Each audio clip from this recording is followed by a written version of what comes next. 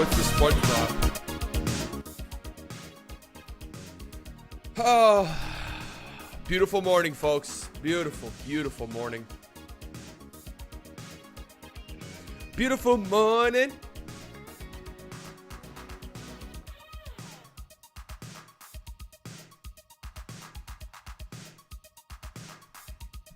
Hit the Trump dance? No. Can it up my morning, baby? Something in the water. Got tied you.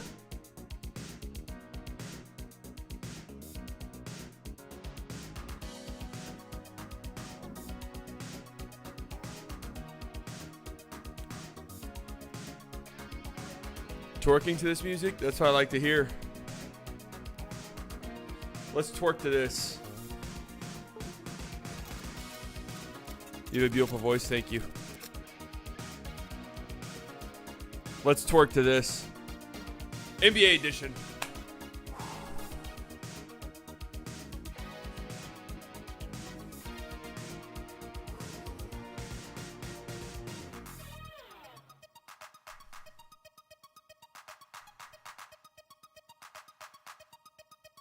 This has to be the one. This has to be the one. Who's currently leading the Mavericks in points per game? Well, Dante Exum. Who's currently leading the Celtics in points per game? Is this just going to be every team? Who's currently leading the Bucks in points per game? Is it just is this just what it's going to be? Who's currently leading the Nuggets in points per game? Hold on, we're cooking. Who's currently leading the Nets in points per game? Cam Thomas. Who's currently leading the Lakers in points per game? Come on, man. Who's currently leading the Heat? Hero.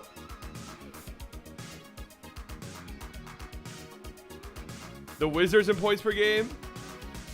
Uh-oh. I think it's... Fuck. I think it's Poole. Okay. Two more.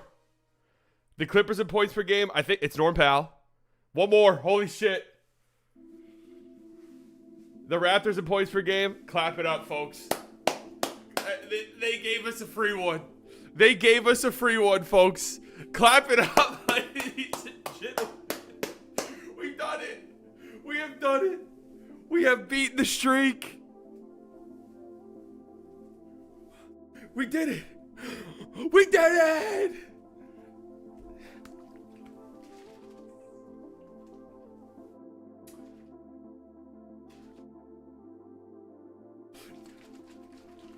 They thought they would get me with the Raptors one. I watch ball. What they gotta say now? Everybody wanted to know what would happen if I didn't beat the streak. I guess we'll never know.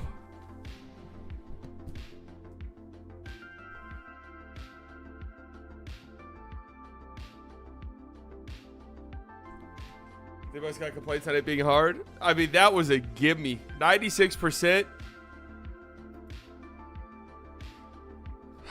It's going to be a good day, folks. It's going to be a good day.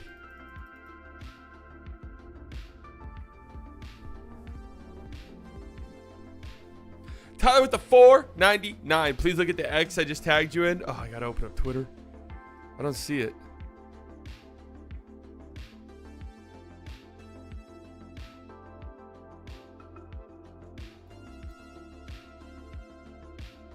I don't see it.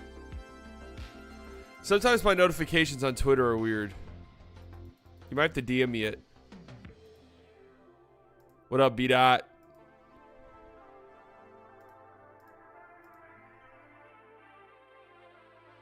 Oh, man. What a great start to this day. Seriously, though. What a great start.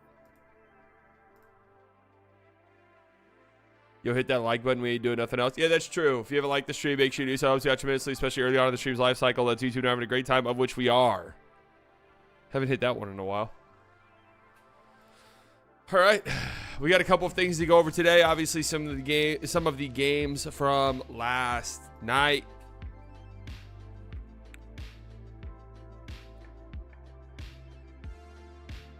This will go down as an iconic moment in sports history. I'd like to sincerely thank everyone on the committee for thinking of me in this wonderful recognition. Yes, man, it's. Many said it couldn't be done. We never listened to him.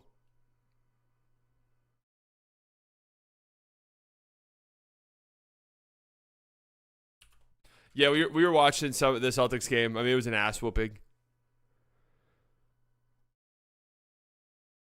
An absolute ass whooping. Hot take, Warriors will come back to earth. I don't think that's much of a hot take, honestly. T-Berg, are you going to message me it? I don't see it, like...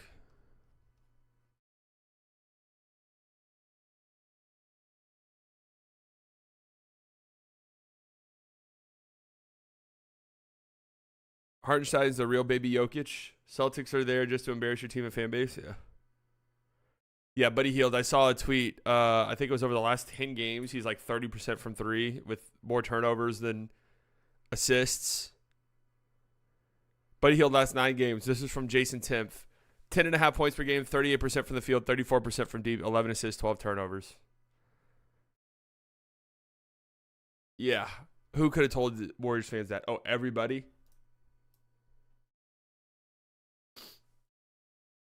Everyone?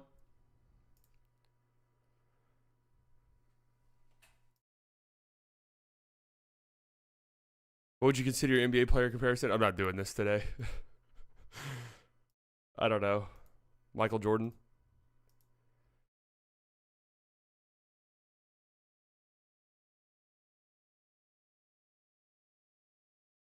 Oh.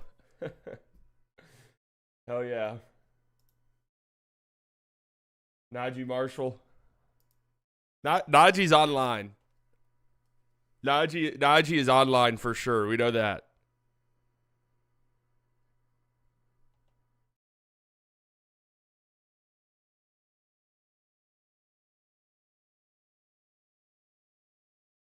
We respect it. Good morning, folks. It is Tuesday, November 26th, a special edition of Slightly Early. We're going Monday, Tuesday, and Wednesday this week due to the holiday that is known as Thanksgiving. So essentially, guys, Thanksgiving is a holiday that has been around for some centuries, and basically the history of Thanksgiving is we had a couple of games last night that we're going to go over. I have an article that I want to look at. Some big, Kristaps Porzingis made his return last night. We have some big returns happening yesterday, today, in the coming days. DeJounte Murray's coming back. Kevin Durant, Bradley Beal's coming back. We had Hartenstein come back over the weekend. KP's coming back. So a lot of guys coming back. Hopefully, Luka Doncic makes his return. All of those guys miss extended periods of time. Luka's been out a week. But hopefully, Luka Doncic makes his return. I'm still holding out hope that he comes back for the Mavs game tomorrow, but I don't know if that's even a possibility.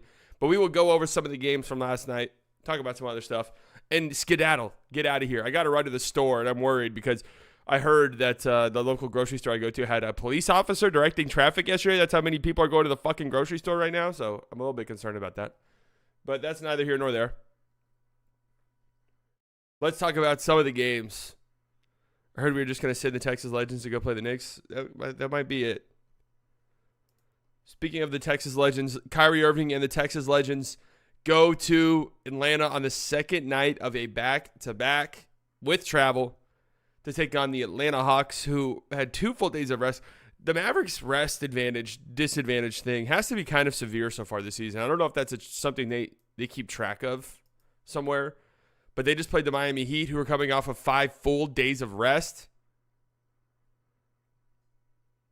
And they play the Hawks, who are coming off of 2 full days of rest on the second night of a back-to-back. So just a lot going on.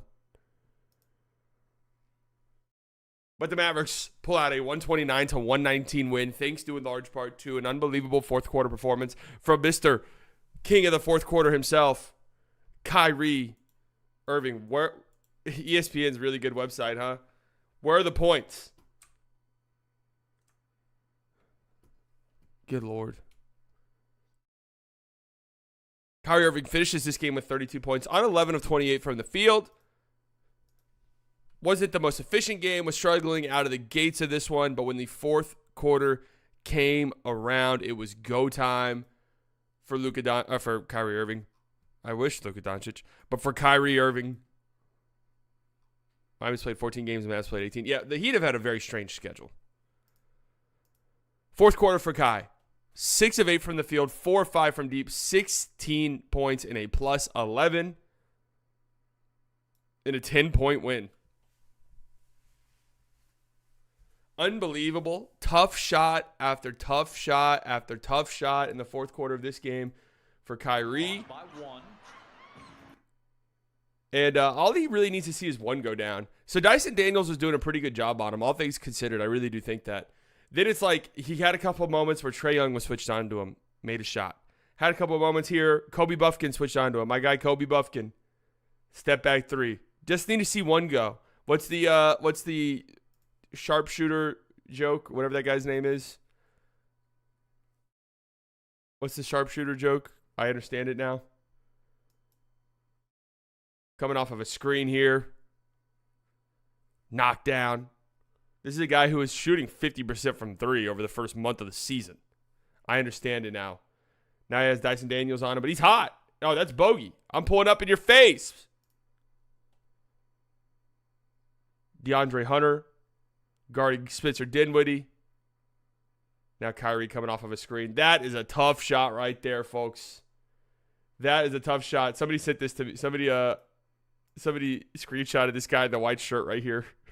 Just feeling all of the emotions, all of the range of emotions. But man, Kyrie was incredible last night. I will be dropping a video later today about Kyrie Irving. I know I was supposed to drop a power rankings video yesterday. I did work on it, so that's probably going to come out tomorrow. My research is going to be outdated because it's 2 days old already, and the league moves so fast. But that's neither here nor there. A great performance from Kyrie Irving in the fourth quarter of this one. Spencer Dinwiddie in the third quarter of this game helped carry the Mavericks when somebody needed to carry the Mavericks. 9 points, 3 of 4 from the field. At a time in the third quarter where it felt like things could kind of slip away from you, Spencer Dinwiddie answered the call. If Curry didn't suck in the first half, it would have been a blowout. Yeah. It's the Spencer Dinwiddie experience, and I said this on Locked On, but I do mean it. We have to remember these moments whenever we wonder why Spencer Dinwiddie plays the amount of minutes that he does, is because he is liable to go off at any given moment. Defense wasn't good enough for a blowout. No, I agree. The Mavericks defensively really kind of struggled at times throughout this game, but they did kind of clamp up towards the end. They went into a zone, which usually I do not like when the Mavs play zone defense. I don't think that they're really built for it. I don't think they communicate well enough for that to be a thing that they go to frequently. And they usually don't. Like, they really never do. They really hardly ever go into a zone. But it really worked here. 76 points in the paint is a lot. Yeah, but that was kind of what they were willing to give up, though. And they weren't like shots at the rim. A lot of them were floaters.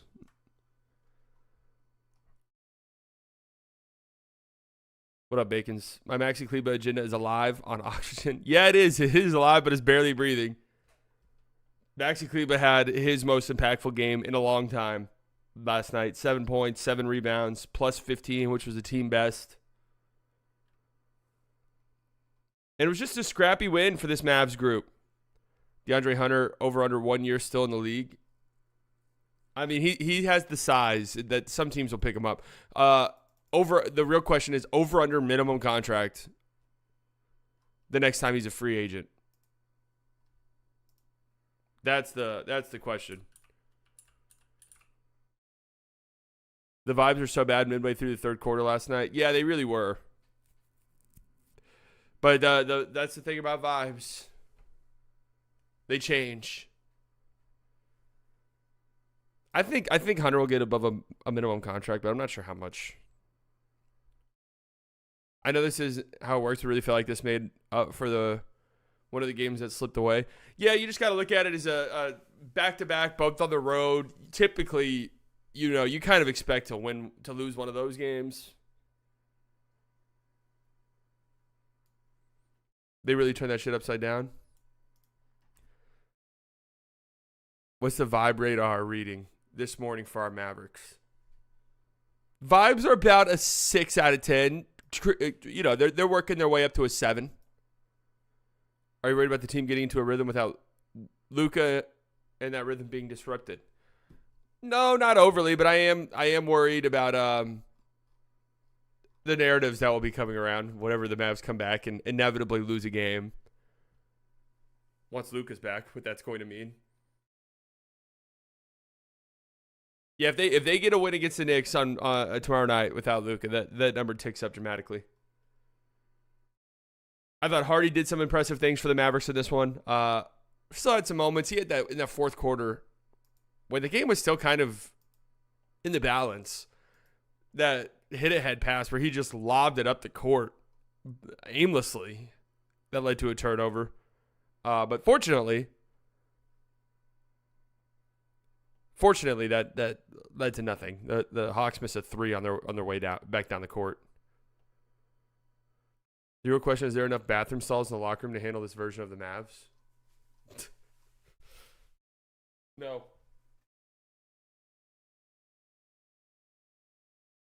I'm not even sure what that means.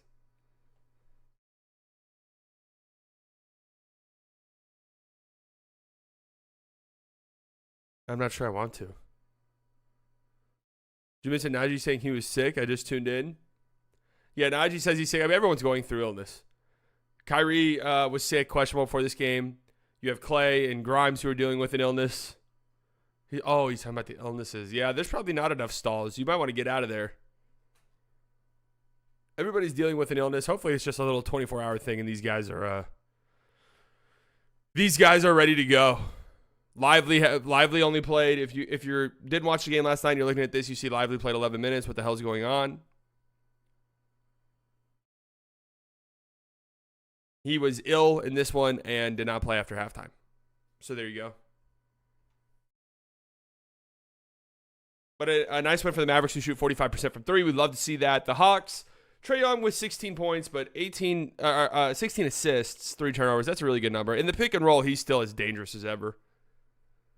Like, it feels like any time they're running a pick and roll and he's involved, it's going to be an automatic point.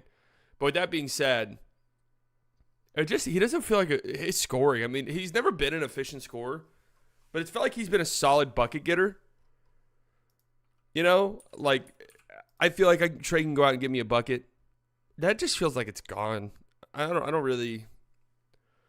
He hasn't been efficient at all from the field so far this season, and it just feels like he doesn't beat anybody one-on-one. He's never been like a great isolation player or anything like that. A lot of his game is predicated on the pick and roll and stuff like that, but I don't know. MJ has a flu game. When will we have a diarrhea game? Yeah, let's coin that phrase. It rolls off the tongue. The diarrhea game. Yeah, Paul Pierce already did that, though. Jalen Johnson was really good last night. 28 points, 11 rebounds. He's a really good player, really smart player. Him and Trae play really well off one another. Jalen Johnson's just a really good off-ball player, good cutter, good pick-and-roll player. He can bring the ball up the court, good rebounder, big. That's what you want. So he was solid. But outside of that, Bogey made his return a week or so ago. He did Bogey things. DeAndre Hunter's not a hit. Okongwu stinks. The Okongwu stuff is bad. My guy Kobe Buffkins got some burn last night. Yeah, Ricochet, you could have told me Ricochet did not play in last night's game, and I would have believed you. Barely felt him. Barely felt his impact out there. But nonetheless, an impressive win for this Mavs team who needed it. Who desperately needed that win after a backbreaking loss against the Heat last night. The Magic and Hornets. So, Lamelo Ball is just going crazy. Lamelo damn near scores half of the Hornets' points. The Hornets score 44 points as a team. Oh, he scores over. Lamelo scores 44 points. The rest of the Charlotte Hornets score 40. 44 for Lamelo on 17 of 30 from the field, including a couple of just unbelievable, I don't even know how to describe them, one-legged fadeaway step-back threes. I mean, I don't even understand what the fuck this guy's got going on half the time. Like, look at this shot right here. Pretty good defense by Goga. The step back, the one-legged. There's a lot of, like, shooting coaches and basketball coaches I see on Twitter who are like, hey, these little one-legged runner threes, little floater threes are, like, going to be a shot people go to quite a bit in the future. It's just, like, kind of easier to maintain your balance. When is Mark Williams returning? So there is some good news for the Hornets. Mark Williams, this was announced yesterday. Mark Williams and Nick Richards are on assignment in the G League for rehab purposes. So those two will be back soon. I don't know. Nick Richards has played this year, so I don't know what. I'm not entirely sure what the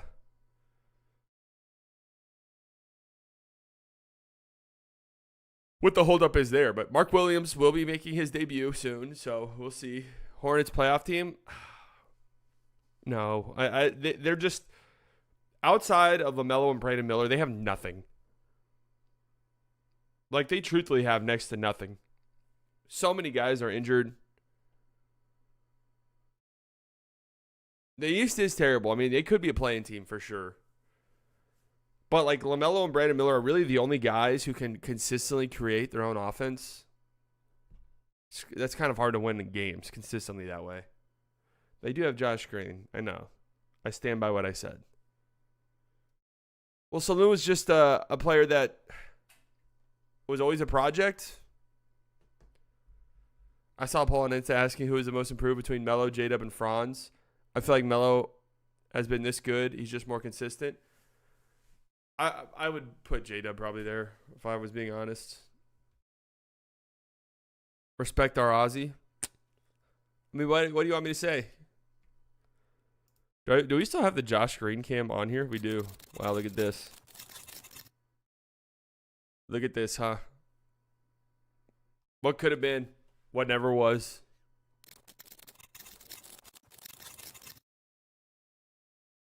No, Josh Green's a fine basketball player, but like for what the Hornets really need right now, which is just more guys who can create shots for themselves, he doesn't really help much in that capacity. Australia tattoo update. So anyways, here's the last couple of games for LaMelo, who's on an unbelievable burner.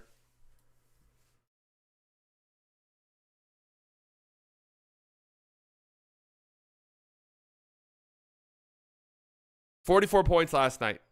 7 assists, 9 rebounds. 50 points a couple nights ago. 35 points 3 games ago.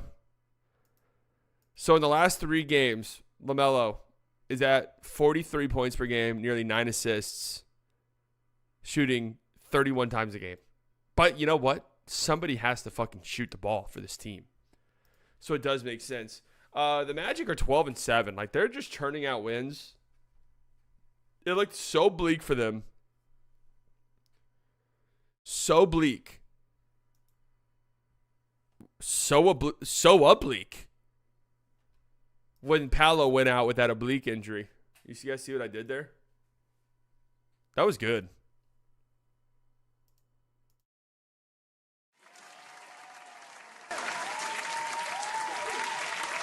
Paolo goes out with that injury. They lose, 4 straight games. Their offense looks terrible.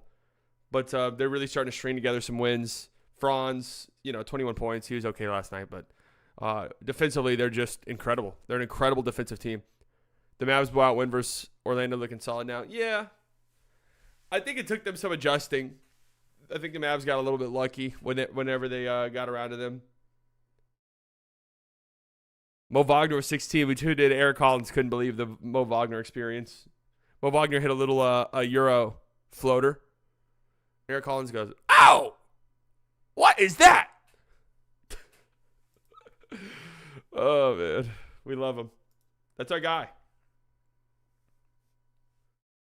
The Pistons beat the Raptors 102-100. Yet another close Pistons game. Yet another fun and entertaining Pistons game. And without Cade Cunningham, the Pistons come through, thanks to in large part to Jaden Ivey, who had 25 points in this one, 10 of 13 from the field, including a game winner. A beautiful finish at the end of the game to secure a victory for the now 8-11 Detroit Pistons. Detroit basketball. Detroit basketball.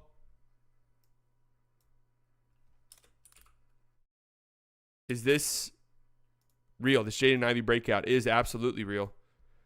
Jaden Ivey wins it at the buzzer for a true buzzer beater. We really don't get these too often. No, Cade's missed some time with what do they call the injury for him? He had a rough fall a couple nights ago and has missed the last 2 games. Going right, not terrible defense by Abaji, but gets to that floater. I gotta wonder, where's the help here, RJ? You got to dig in. How many wins did Detroit have all last year? Good question.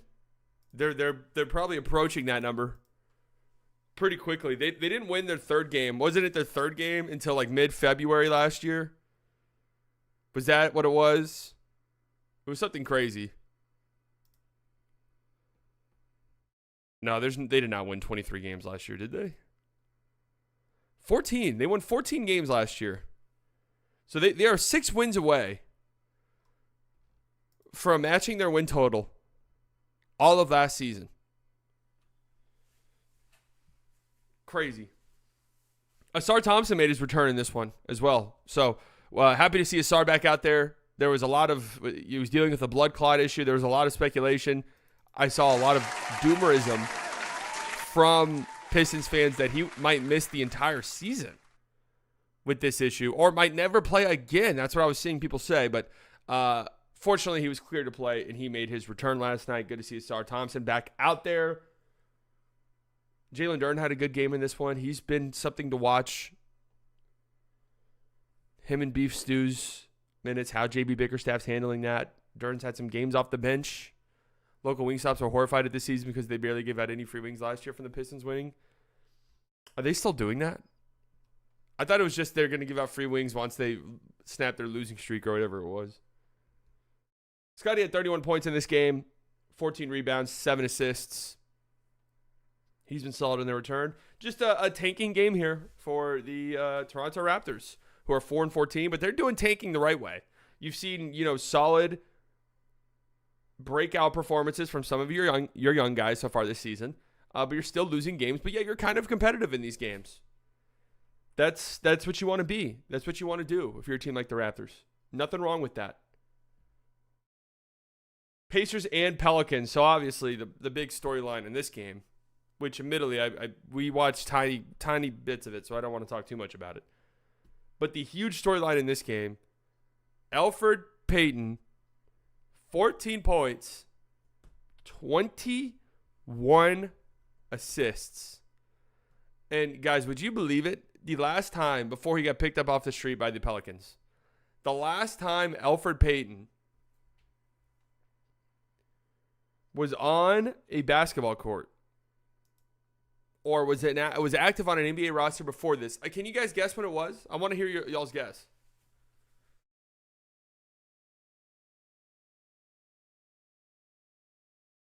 I couldn't believe this whenever I heard it. 2022, that is correct.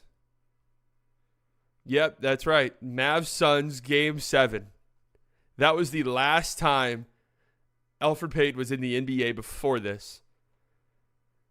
And now he's going out and getting... He did see 5 minutes of garbage time in that blowout Game 7 loss.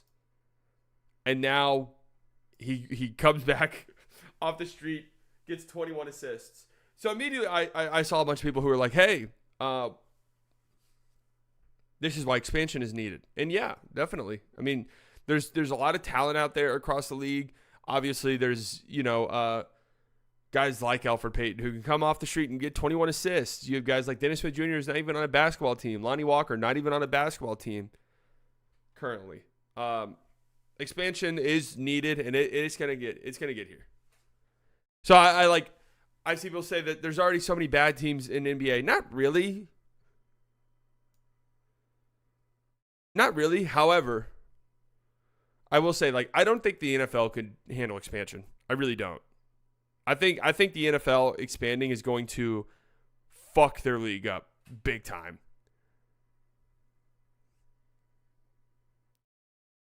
Going to fuck their league up bigly. The NBA is ready, though. Elfrid Payton jump to first in betting odds for comeback player of the year. I'm putting some money on him. Pacers needed this one. How about this? 34 points, 13 assists for Tyrese Halliburton. At home. This is a storyline to follow, folks. This is a storyline to monitor. The Celtics blow out the Los Angeles Clippers 126-94. Why is this important? Why does this matter? Well, the Clippers are a pretty good basketball team, 11-7 entering this game. The Celtics, they see the return of Kristaps Porzingis. 23 minutes last night. In his return, 16 points, a couple blocks, a steal. The Celtics, man, they just, I don't know, man. They shoot 51 threes and make 22 of them. How are you supposed to beat that? That's 66 points right there off of threes.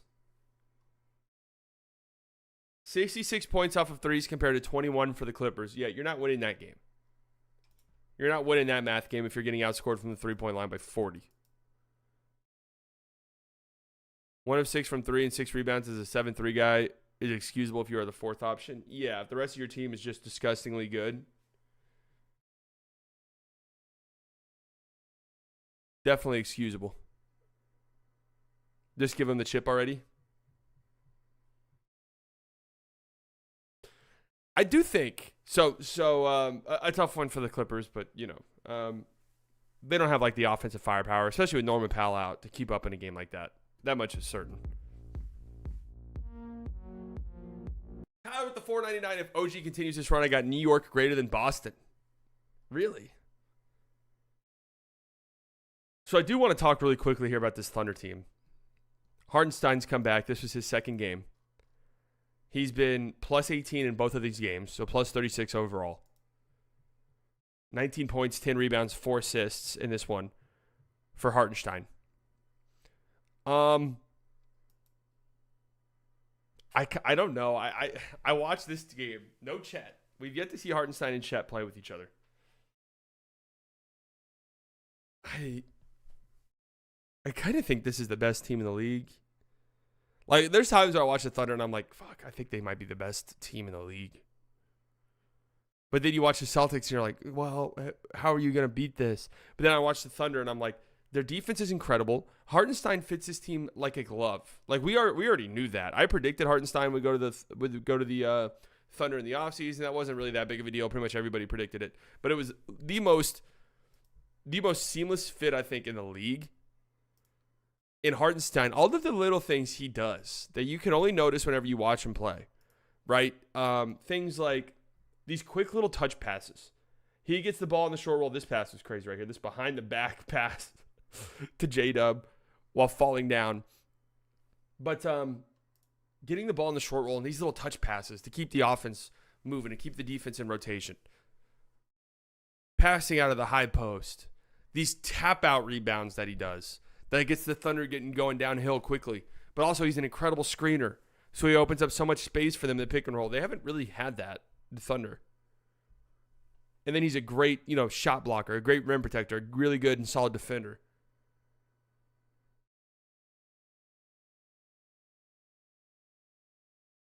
And I feel like sometimes you tweet about OKC iHeart being good to troll, antagonize your Mavericks following. No, I don't. I don't care. But he fits so well, and he's going to fit really well next to Chet. And when Chet comes back, they're going to have two incredibly good defensive-minded 7-footers. One of them can shoot threes and space the floor. The other one's a spacing threat because he's so good in the pick and roll. So he's naturally going to space the floor for you. Because you always have to worry about the screens that he's setting, and you always have to guard those.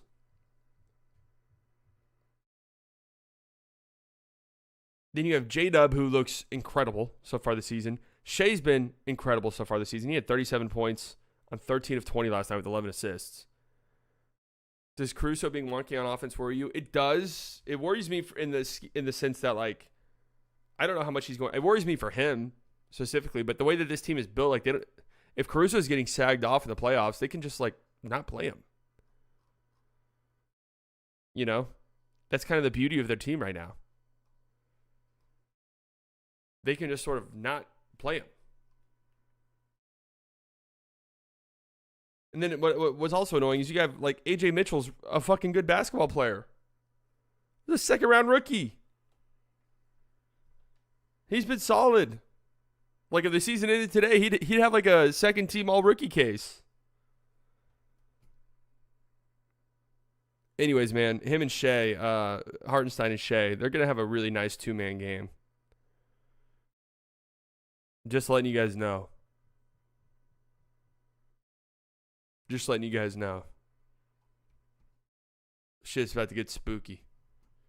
The Kings, speaking of spooky, not that bad of a loss for the Kings. They were competitive in this game. It got out of control in like the last 2 minutes of the third quarter onwards for this Kings team. How am I wrong? I'd love to hear it.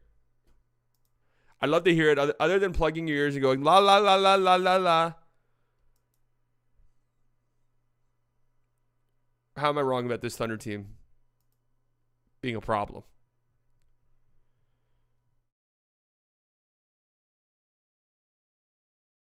De'Aaron Fox struggled a little bit in this one. Keegan Murray continues his struggling. I don't know. This Kings team just it's lacking. It's lacking quite a bit for me. They shoot only 32 threes. They make 8. Their three-point shooting is awful. Kevin Huerter's been horrible. 10 minutes, 0 points in this game. Keegan Murray again. Like, where's the 3-ball? I'm telling you, you overrate them greatly. You did it last year. Yeah, but why? I want to know why. Not just like plugging your ears and going, la, la, la, la, la.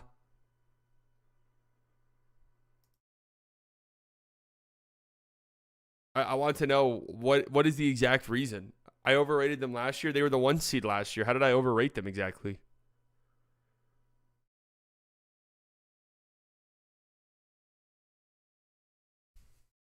When Luka comes back from his training montage, the Mavs are going to give them problems.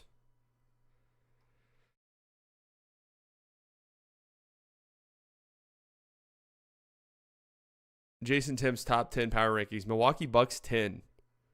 Where the hell are the Dallas Mavericks? They got to be in your top 10.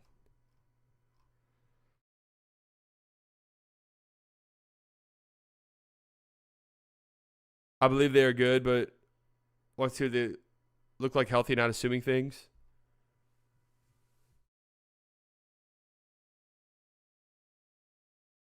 They just scared they might beat us in the playoffs. I mean, that's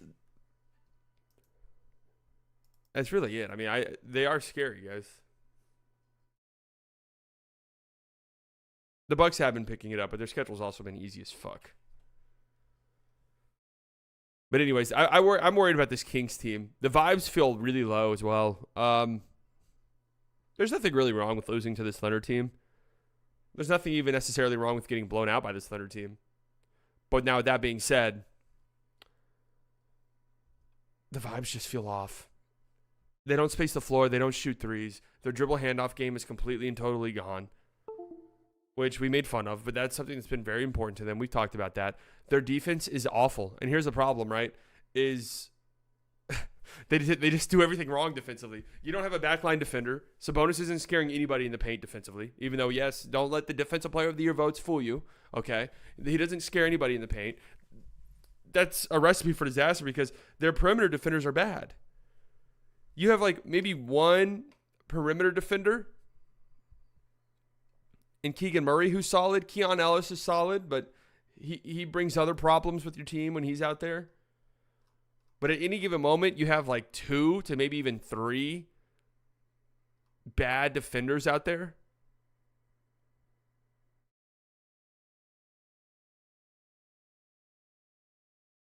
And then you have a bad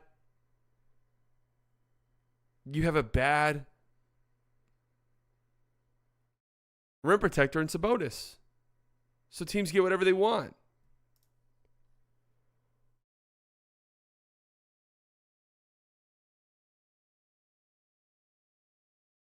I live for slightly Kings criticism. I'm just left. What's the ceiling for this team? I don't know. I think after this season, they'll have to maybe have some hard conversations, which is tough for a franchise like that because they make the playoffs for the first time in whatever. And it's like, yay, we did it. And that's cool. But then you have to ask yourself, like, all right, where is this? Like, what is the best version of this team?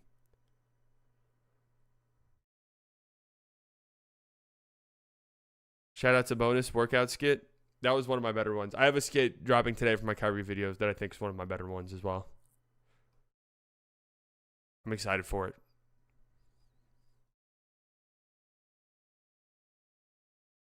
Just monitoring this. Watch this space. Watch this Sacramento Kings space.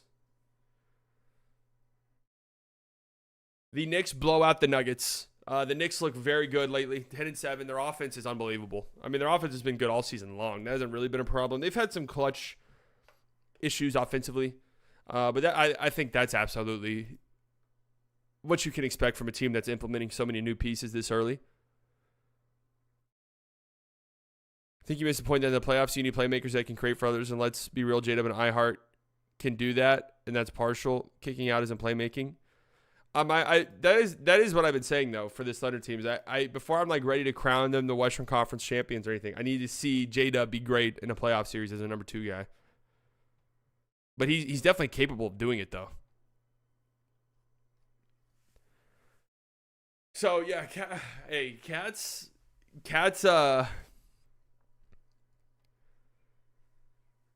track record on Jokic does kind of speak for itself.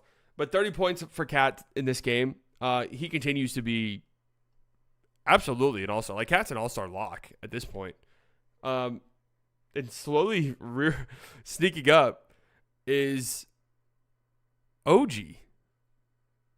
who is kind of making a compelling little case here. Career high 40 points in this one for OG. 16 of 23 from the field, 5 of 7. OG has these flashes offensively. You saw him from time to time with the Raptors, where it is like, oh shit, that's Kawhi Leonard part 2. He has like some he's so explosive, man. He's so explosive, and he's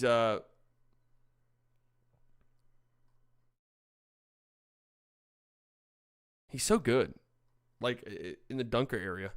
The Knicks are another one of those teams that I knew not to freak out about the start of the season, similar to the Mavs. Yeah, absolutely. I mean, I think their defense will round into form. If you're going to freak out about anything about this Knicks team, it is Mikal Bridges. Just looks off.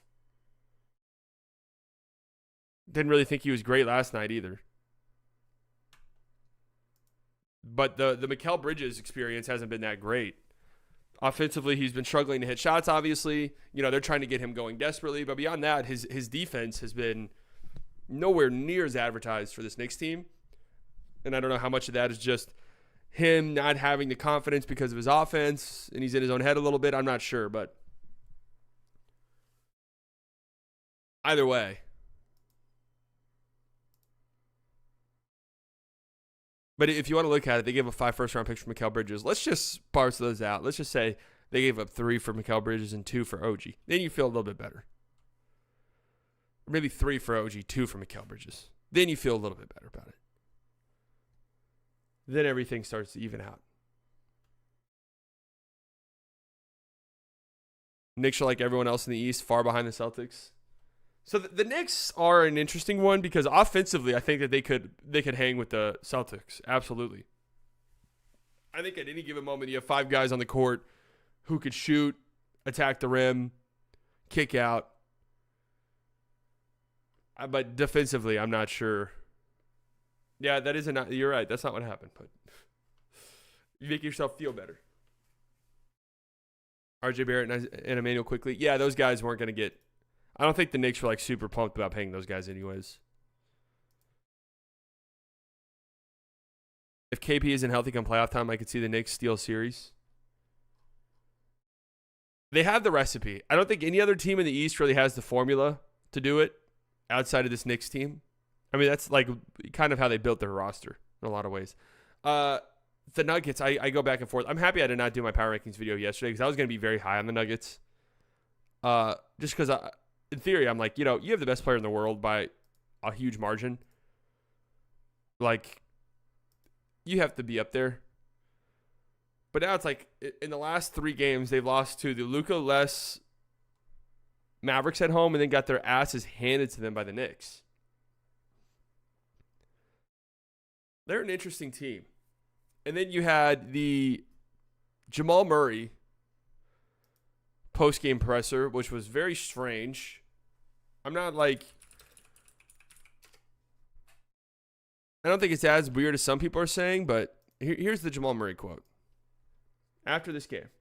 It's a long season. Guys have lives outside of basketball. We just beat LA in LA. We've got some guys who live in LA, so stayed in LA. I don't think the focus was there from everybody, and that's what happens when you don't have the focus. So, why everybody is sort of annoyed, or from what I've seen, Nuggets fans are a little frustrated that Jamal Murray would say this is because obviously Jamal Murray's had a very disappointing start to the season in a lot of ways, but also Jamal Murray, people are starting to question his commitment. I don't know if that's fair or not, to be honest with you. He was dealing with a calf injury last year. Those are bad, and I don't know if there's some lingering effects to that. But there was an instance where Jamal Murray, I don't remember where they were playing. They were on an East Coast trip, and in between games, Jamal Murray flew to New York City to go to a fight. And now some people are like, well, wait, you did that, but it's messed up if teams stay in, if other guys stay in their houses in LA. He included himself in the greater context, I believe. Yeah, I don't think this quote was as bad as people are making it out to be. Because I do think that they... I don't think he worded it great, but I think he is just like laying the blame on everybody, including himself.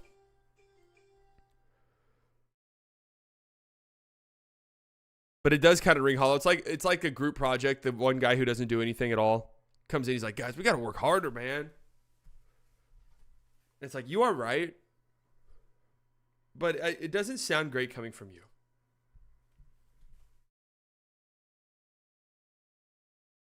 It rings a little hollow. So anyways, really impressive win by the Knicks. And the Nuggets just continue to be this enigma. I'm just not sure. I know people like to troll on Twitter, but is Jamal legitimately washed? I mean, he looks slow as fuck. People bring up like the Luka bubble clips all the time. Which, yes, Luka was probably a little bit more explosive then. But Luka's game as a whole is much better. And he's just better suited to be the strong player that controls the pace of a game. That's what Luka's superpower is. Jamal Murray needs kind of that quickness, right?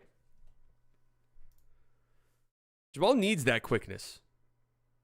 And if you just go back even like a couple years ago or even times last year and you watch him, you're like, fuck, where's that guy gone?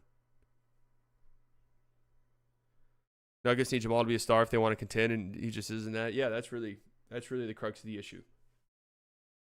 The Grizzlies blow out the Trailblazers. I know nothing about what happened in this game. I saw Jamal Murray or Ja Morant threw some crazy passes in this one, and had a dunk, and then said that was going to be his only dunk of the season. But the Grizzlies 11-7. They're blowing teams out. They're good. They're a good basketball team. And then we have this game right here. The Warriors might be crashing, guys. They might be crashing and free falling their way back to earth, which I expected would happen. Buddy Hield, we mentioned this at the top of the stream. Jason Timpf pointed out that the last 10 games for Buddy Hield have been rough. More assists than turnovers. He's like 35% from the field. 3 of 12 in this one, 9 points.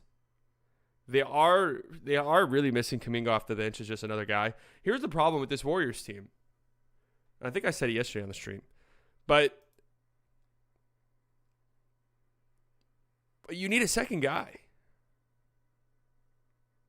You need a second guy. I mean, it's cool and all when you do this, Steph's playing under 30 minutes and you have a 14-man rotation and, everybody's the ball is getting moved around and everybody's having a great time. And look at what Lindy Waters is doing. Look at what, look at what Moses Moody, like, that's all cool and all. When we get to the postseason, right, who's going to be the number 2 guy who's consistently stepping up for you? Because that matters a ton. Is it going to be Wiggins? Wiggins has been solid so far this season. But are we comfortable with that?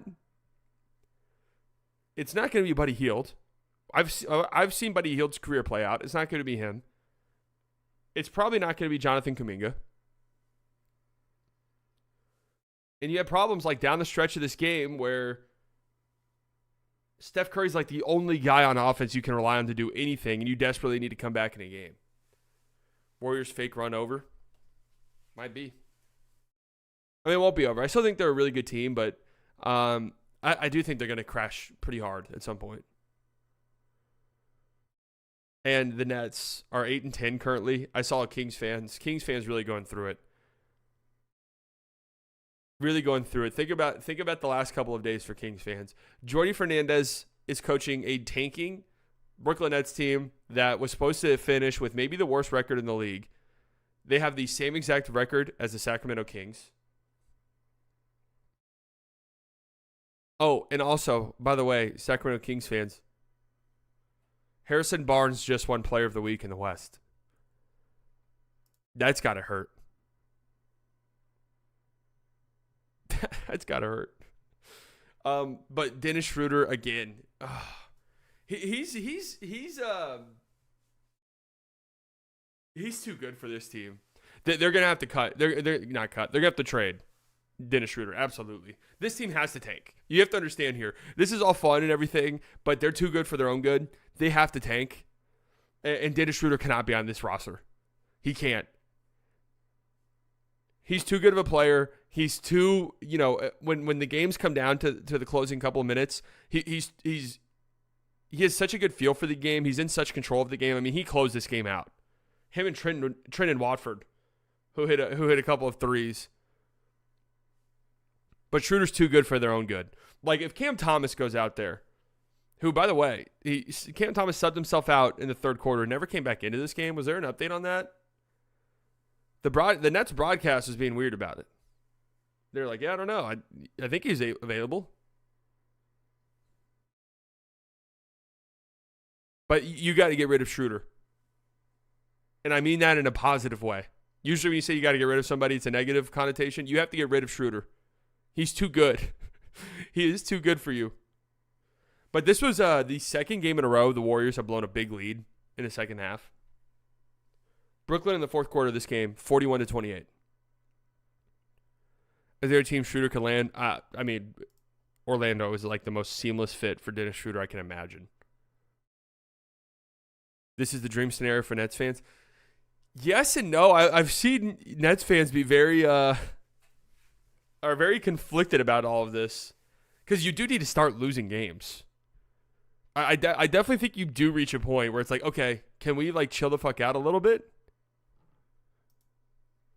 You look around the league, it's still so early that we see teams all the time bottom out horribly in the second half of seasons. But you look around, if you want to have a top 5 pick, if you want to be in the bottom 5 so you can have, the best odds of the number 1 overall pick, the Nets have 8 wins. The Wizards are at 2. I can't imagine you're going to be so bad that the Wizards pass you at any point. The Sixers are at 3 wins. All right. They'll win more games, obviously. The Raptors are at 4. They're obviously tanking.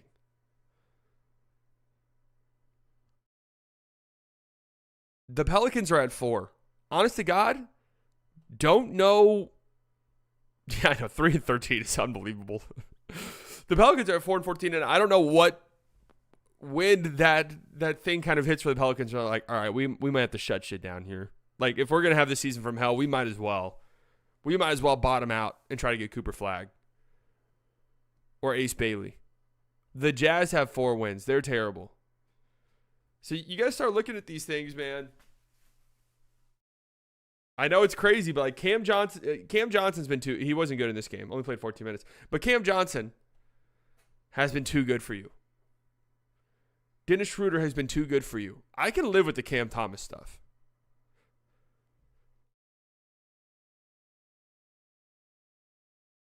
I know it's not what they need, but you've got to respect the Nets for playing it out, honestly. Oh, yeah, for sure. I mean, Jordi Fernandez has them playing great. Dennis Schroeder has been great. You know, Cam Johnson's been unbelievable.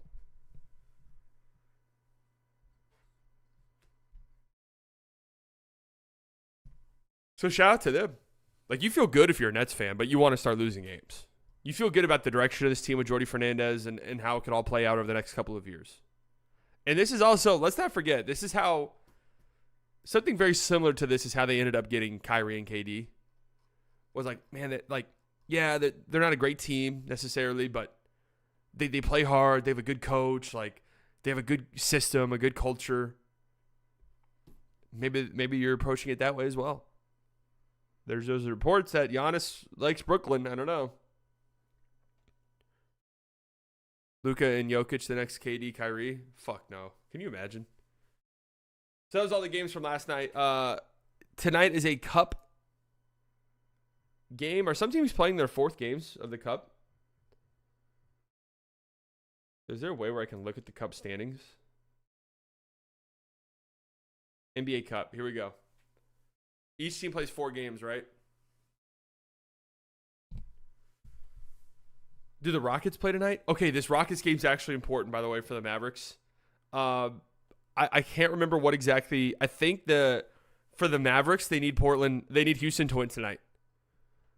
If Houston beats the Minnesota Timberwolves tonight in the Cup, and the Mavericks beat the Grizzlies, the Mavericks, I'm fairly certain, are almost 100% moving on. So put on your cups tonight and monitor that. It's actually kind of a big deal. So here's some of the games. The Bulls and the Wizards facing off in their cup game. Both of these teams. The Wizards are already out of it. They're 0-2, obviously. The Bulls 1-1. I mean, they're probably out of it. My wife is on Thanksgiving break and she says hi. Hello. Hello, Miss Warner.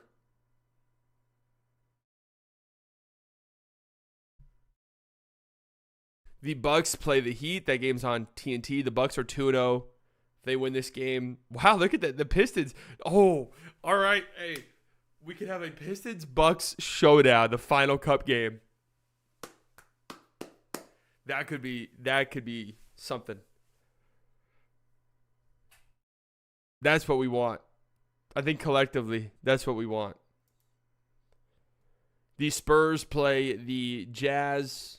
I think the Spurs are 1-1. Okay, I was about to say, I thought the Spurs might have been 2-0, but no. The Lakers really are cup merchants, huh? And then the Lakers play the Suns. This is the return of Kevin Durant and Bradley Beal, by the way. So anyway, so a decent amount of things to watch. If the Lakers win that one, I'm pretty sure they win the group. Or I don't know. I don't know how it all plays out, but anyway, some interesting ones. So that Rockets Timberwolves game means a lot for the Mavericks. Because if the Timberwolves win it, that means the Timberwolves are 2-1 and they could still win the group. And the Rockets with a plus 49 point differential have a chance to sneak in over the Mavericks who have a plus 41 point differential. But we'll see how it plays out. If you're listening to this on Spotify, leave a 5-star review. You know that I love you. And I'm going to head out of here. This was a shorter one, but we did a long one yesterday, and I gotta go to the grocery store. I'm very concerned. I'm very concerned about how long that might take me. If the Rockets lose, though, won't that differential drop? Yeah, that is true. But if the Rockets lose by like 2 points, then there's problems.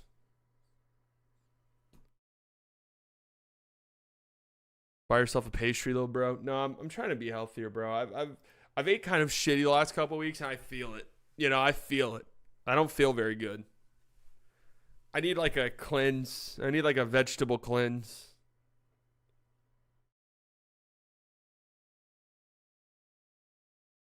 You know? I need to just like sit down and eat like a handful of peppers or something.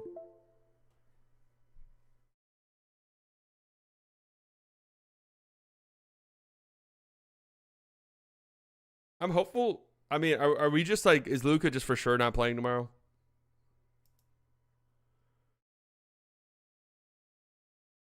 That would be unfortunate. All right, guys.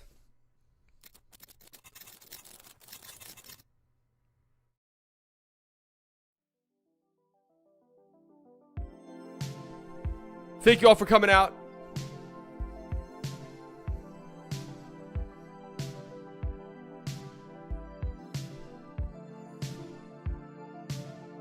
Special edition Tuesday edition of the stream.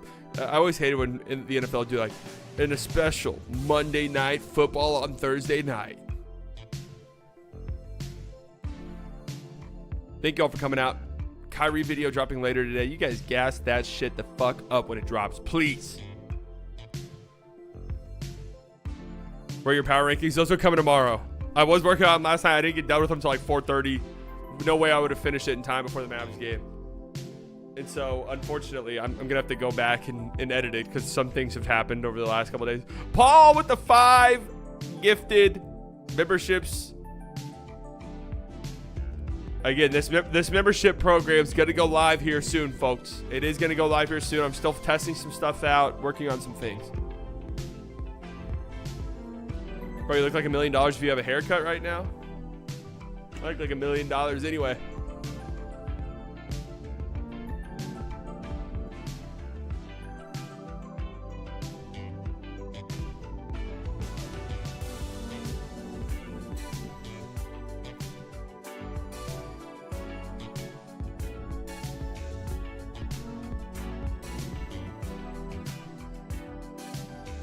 Thank you all for coming out. All the OGs, guys, I love you very much. Could have spent your Tuesday morning anywhere in the world. You decided to spend it here.